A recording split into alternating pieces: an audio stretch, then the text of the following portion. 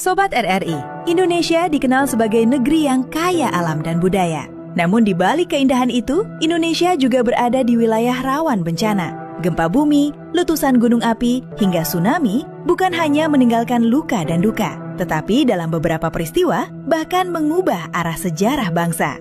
Hari ini, kita akan menelusuri bencana alam besar yang bukan sekedar peristiwa alam, melainkan titik balik perjalanan Indonesia di segmen RRI Sekarang Anda Tahu.